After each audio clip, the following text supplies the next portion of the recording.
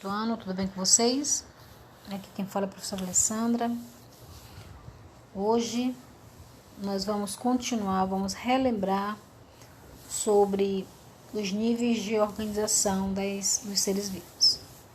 Vocês lembram que a gente viu que todo ser vivo é formado por células, que juntas, em conjunto, elas vão se unir e formar os tecidos. Vários tecidos se unem formando os órgãos. Vários órgãos se unem formando o que a gente chama de sistema. E vários sistemas se unem formando o que a gente chama de organismo, que é o corpo humano, certo? Isso já foi visto. Agora nós vamos falar sobre cada uma desses níveis de organização dos seres vivos separadamente, tá? Vamos falar um pouquinho sobre as células, relembrando sobre as células. Todos os seres vivos, eles são formados por células. Isso nós já sabemos. A célula, ela é a unidade básica que constitui todos os seres vivos.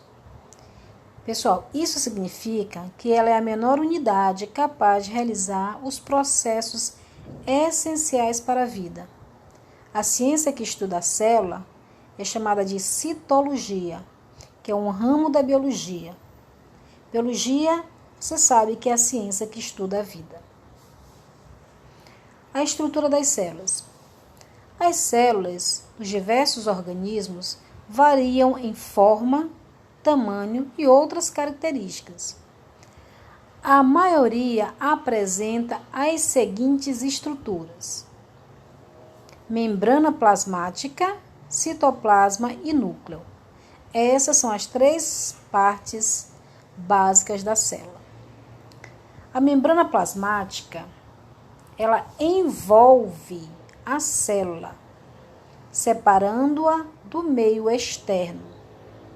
A membrana plasmática, ela regula a entrada e saída de material da célula.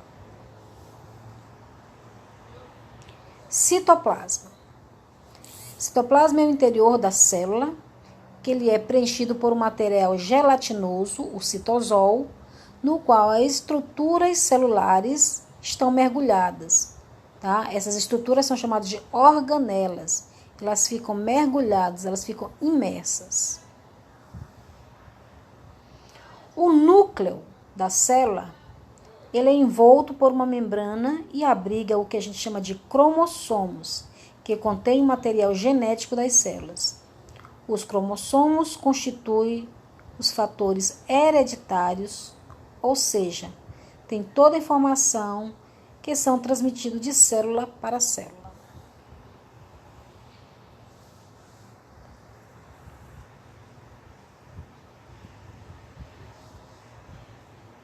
Como os seres vivos são formados por célula, dizemos que a célula é a unidade fundamental dos seres vivos. A célula também é considerada a unidade funcional dos seres vivos, pois todas as atividades que caracterizam a vida ocorrem nelas.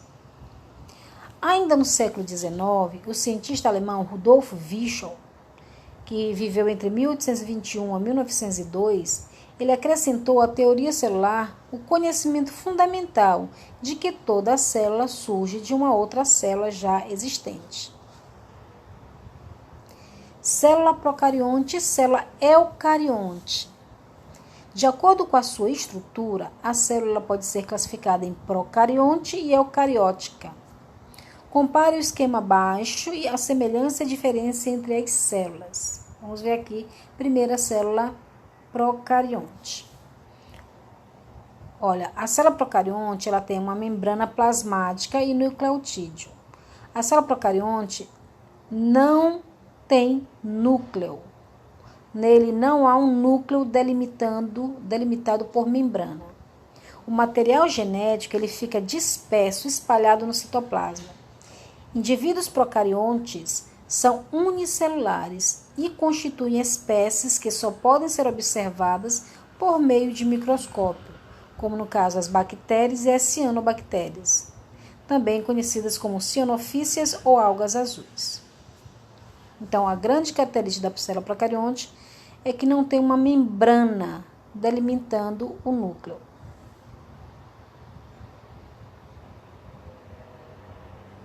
A célula eucariótica. A célula eucariótica, ela apresenta um núcleo bem definido, no qual o material genético é envolvido por uma membrana nuclear. Os seres eucariontes, formados por essas células, podem ser multicelulares ou unicelulares. Os unicelulares são representados pelos protozoários, certas algas e certos tipos de fungos. Os multicelulares são representados por alguns tipos de fungos, pelas plantas e pelos animais. Então, a grande diferença entre célula procarionte e eucarionte é que uma possui membrana, tá? Membrana nuclear, delimitando o núcleo, no caso é a célula eucarionte, e a célula procarionte não possui membrana nuclear, tá certo? E o material genético fica disperso no citoplasma. Vamos falar aqui agora sobre seres unicelulares e seres multicelulares, que é a mesma coisa de pluricelulares. Há seres vivos, como as bactérias e os protozoários, que são unicelulares. Isso significa que são formados por uma única célula, que realiza todas as funções vitais do organismo, como a respiração, a nutrição, a digestão, a excreção, a reprodução, entre outros. Outros seres vivos, como as plantas e os animais, são multicelulares, também chamados de pluricelulares. Ou seja, eles são formados por grupos de células, cuja organização resulta nas várias funções vitais desse organismo. Aqui você está vendo dois seres multicelulares, no caso o beija-flor e a planta, tá? O beija-flor alimentando-se do néctar de uma flor. Note que a interação de dois seres multicelulares e deles com o ambiente, com a luz do sol, o ar, a água. Tecido do corpo humano. Agora vamos falar sobre o segundo nível de organização dos seres vivos. Tecidos. A gente viu sobre as células, agora vamos falar sobre os tecidos do corpo humano. Os grupos de células que se organizam para desempenhar função semelhante são denominados de tecidos. Então, tecidos são grupos de células que se organizam para desempenhar funções semelhantes. O corpo humano ele é constituído por 4 tipos principais de tecido. São eles: o epitelial, o conjuntivo, o muscular e o nervoso. Vamos falar algumas características de cada um deles. Primeiro, tecido epitelial. Tecido epitelial é a camada que reveste e protege a superfície do organismo, como a pele, tá? A pele é exemplo de tecido epitelial, certo? Outro tecido que a gente vai ver agora é o tecido conjuntivo. Olha aqui, ó.